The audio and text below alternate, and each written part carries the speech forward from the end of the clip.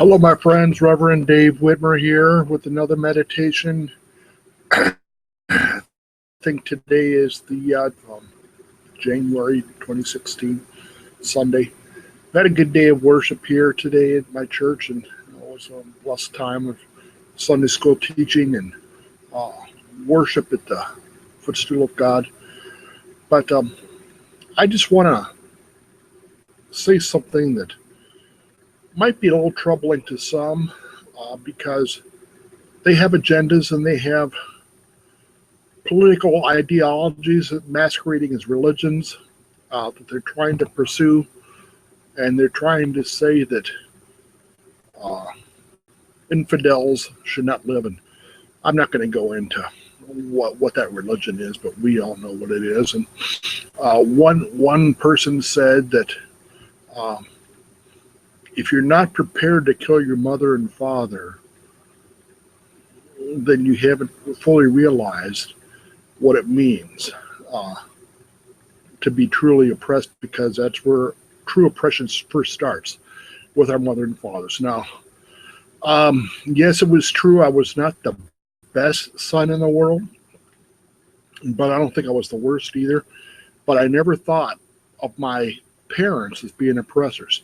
And maybe your parents were to you, and masquerading it as discipline, and they took their aggressions out on you, and they beat you, and they did terrible things to you. I'm not saying that's right, but I think the way I was brought up right. When I was disciplined, I definitely deserved it, but I would never term my mom, my dad, or my grandparents, for that matter, as being oppressors. And why this person took it upon himself, he's an educator too, and said this, is beyond me. That these people are teaching our children these ideologies and masking it as religion, as religious teachings, and making it seem good. And the Bible said it was going to happen. It said there's going to be all sorts of false Christs pop up, and there's going to be all sorts of people teaching weird stuff, and people are going to believe it because it sounds rational. And rational don't always take the cake. So I want to let you know that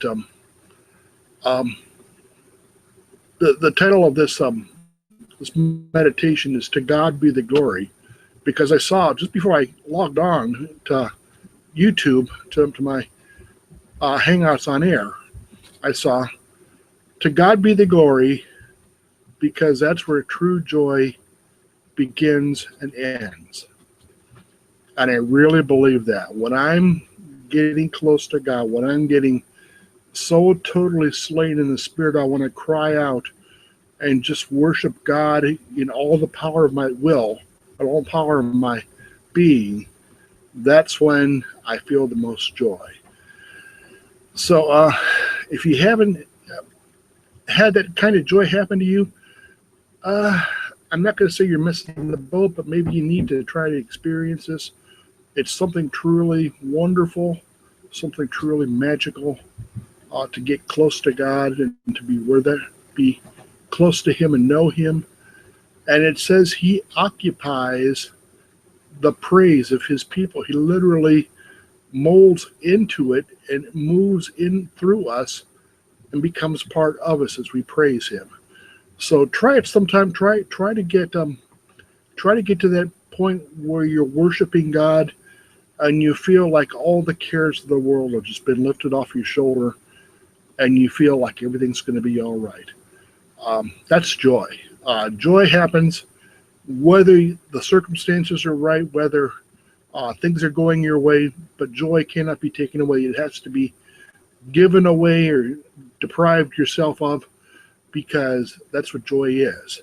It's having a sense of happiness, whether things are happening for your good or not. And I would urge you to check that out. But I guess I've been kind of rattling on today, but I had a lot to say.